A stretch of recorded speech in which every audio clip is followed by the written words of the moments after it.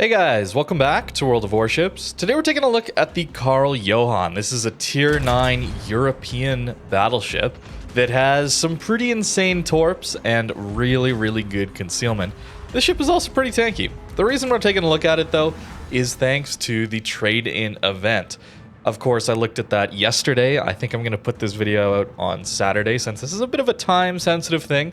Don't typically do Saturday videos, but with the Karl Johan, I think a lot of you are interested in it, and the reason being, which I didn't even think about until after I posted the video and you guys commented, I think this is the first time you're able to get Karl Johan again after its initial event release, where it was in the premium shop for a set price, and that was it. So this, I think, is the first time. You'll have to correct me on that, but it certainly is an opportunity to get a ship that hasn't really been available all that often. And as for what this ship is like, well, it's essentially a European Prince Ruprecht. It's going to have smaller caliber guns, it's going to have really good concealment, it's going to have a lot of secondaries, and it comes with some torpedoes as well. The difference is the secondaries are quite a bit worse. They don't have near the accuracy or the range on them. They are really good at starting fires though when they do hit. But the torpedoes here are kind of the key. You bring the European destroyer torps, essentially. They do very little damage, 10,700, but they go 13.5 kilometers, they go 86 knots, and they reload relatively quickly at 86 seconds base. You'll also get 16 torps, so you get 8 per side, which is pretty solid, man. It's really good.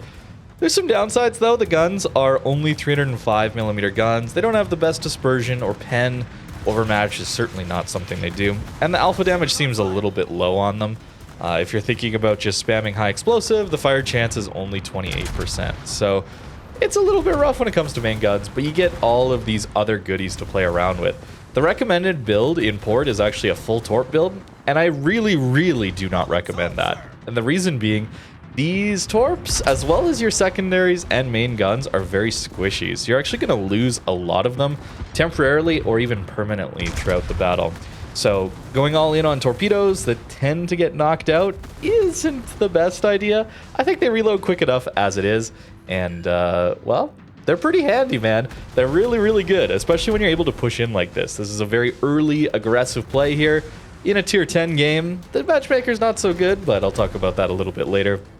But this tankiness here allowed us to push in, specifically with our concealment as well. The conceal here is so good. It's like just over 10.5 kilometers. Your secondaries, when fully built for range, reach 10.5 kilometers. So you get that similar idea of those German battlecruiser line where you get your concealment almost matching your secondary range. That's kind of where that feel comes from, even though these secondaries don't have that accuracy. But there sure are a lot of them, and it's fun to play around with, certainly. Now I'm going to use my torpedoes here. I guess I was thinking about the DD. I'm not really sure. This is certainly not a situation where I'd want to use my left side torpedoes, as I might have to use them on this Wisconsin here. We'll see. Although I'm hoping that we, as a team, can finish him off. Got a Monty helping me as well. Hopefully we can deal with him. And at close range here, you're going to notice our armor benefits are coming into play since the Prince Ruprecht gets that 27mm bow. We get a 32mm bow. That's a pretty massive improvement. It allows us to auto bounce this Wisconsin here with our bow armor and really not take too much damage. Unfortunately, one of our torp tubes is temporarily taken out, as well as a gun. Happens a lot. I believe I was even running full main guns tankiness, like taking the first upgrade slot for guns and torp tubes, as well as preventive maintenance on the commander. So this is getting them as tanky as I can, and they still are going to go down. Now here's where I'd love to have torps on my left side, right? Well, we're going to have to just try and push past him and maybe get the right side torpedoes off. I didn't play this one particularly well, to be honest with you, but that's okay. This ship is really meant for ranked battles, brawls, that kind of thing. He actually gets like 20k into our stern there. I was thinking maybe he would overpen us, and we do end up going down there, unfortunately. But still, a pretty fun little push there. 2 million potential damage, showing off the tankiness that this thing can have. And when you're fighting your own tier, especially in smaller games, this thing is absolutely hilarious when you can get it into closer ranges. I would definitely recommend you guys check out some of the earlier videos that I put out on the Johan, I guess, a year ago now, something like that. I had an absolute blast. because this is where the tone of this video is going to shift dramatically. I had a bad time playing this ship for this video. I've got to be honest with you.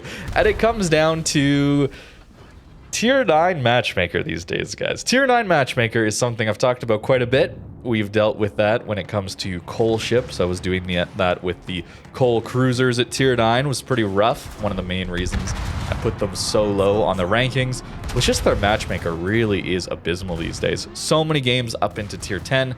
And that's not even counting the super ship games. It's very hard to play Tier 9 against super ships, let alone those Tier 10s.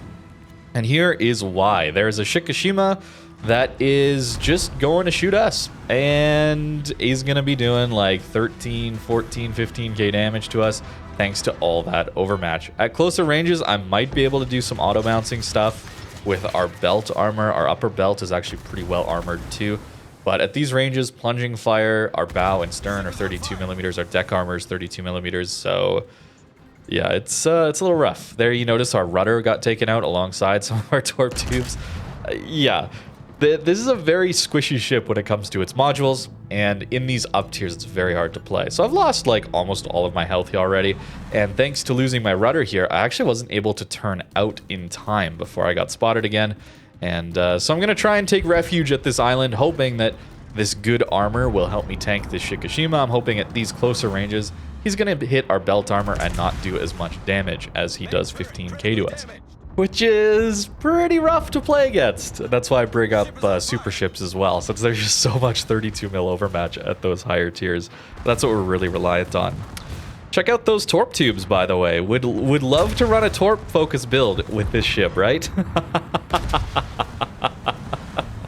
That is 3 of the 4 permanently taken out. Now, to be fair, I'm not really going to survive much longer here, so does it really matter?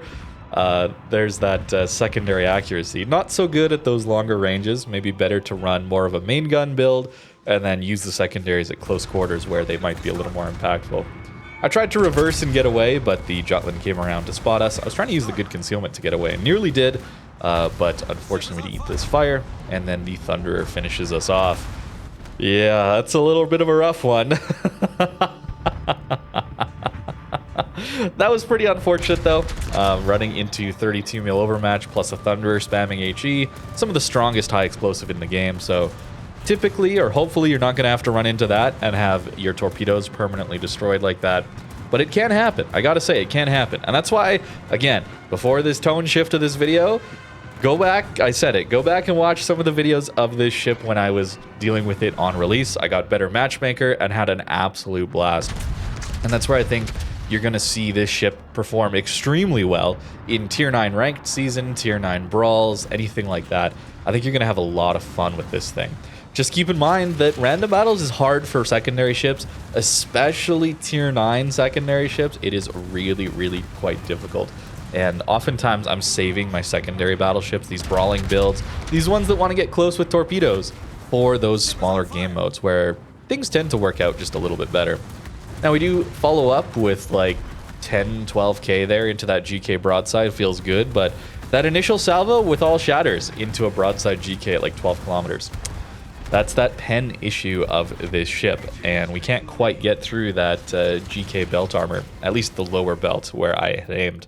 So I recorrected and did some better damage, but still, the guns are a bit of a weak point, and I think the Matchmaker is a bit of a weak point. I think the secondaries are a fun meme, but they are nowhere near as strong as something like a Prince Ruprecht.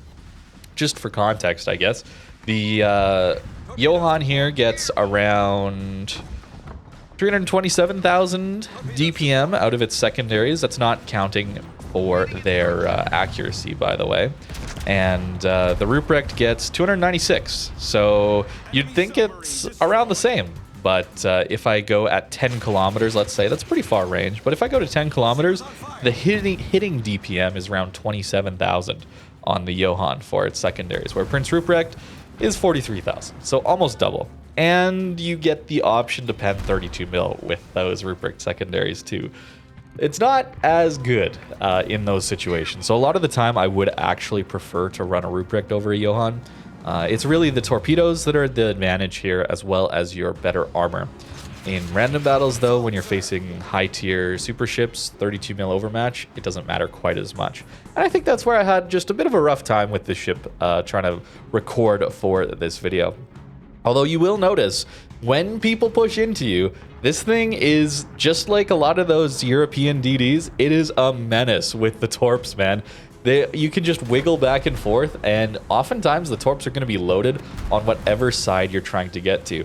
There's 2 long-range hits there in on the key, I guess it is, and then the Michelangelo here trying to run us down with his secondaries, but we land 3 Torps and manage to take him out. That's pretty cool. Typically, people aren't going to be pushing in this aggressively, but, you know, this game is well and surely over at this point, so it makes sense they're trying to clean up and get a little bit of extra damage. But it does show off the Torps, man. It got a 5 Torp hits. Feels good, man. The speed is very nice, allowing you to lead really well. The spread is actually very narrow for 4 torpedoes. Sometimes you get that with DDs where the narrow spread, I'm using air quotes here, narrow spread is actually not that narrow, and then you have to deal with a lot of torpedo dispersion, which is very frustrating. So at least here, these spreads are relatively narrow. We do manage to get a little bit of depth charge in on the sub, but you really don't want to be facing too many subs. At least you get a hydro, right? There's a hydro on this thing, there's a heal. Your AA is decent relative to some of your counterparts, but I mean, no surface ships really have good AA, I would say.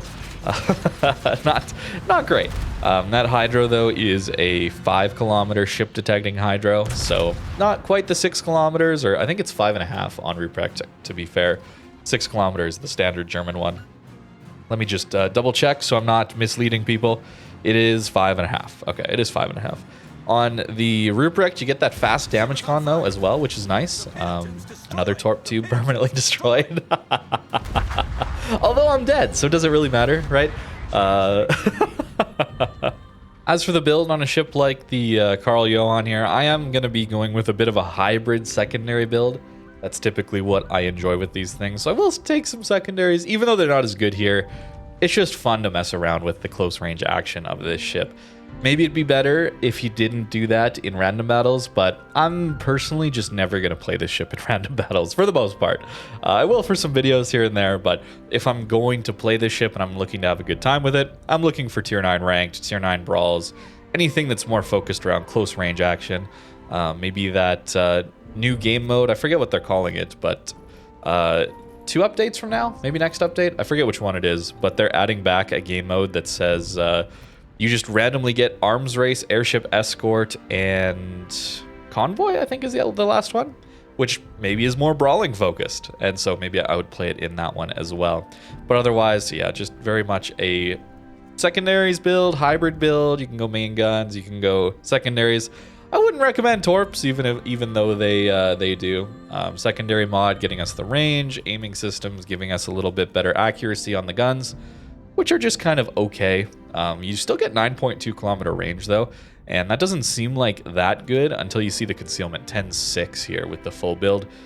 The full secondaries though do mean you get 0.1 kilometer difference, right? It's 10.5 versus 10.6. That's pretty good. You absolutely have to take main armaments mod 1 though, and you have to take preventive maintenance. You have to take both. There's no other answer here. This is just a must take on this ship. I thought with the good concealment, maybe Brisk would be useful, and it was reasonably useful.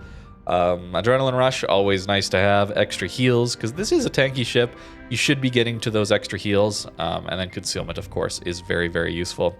Unless you face super ships and 32 mil overmatch and thunders with HE.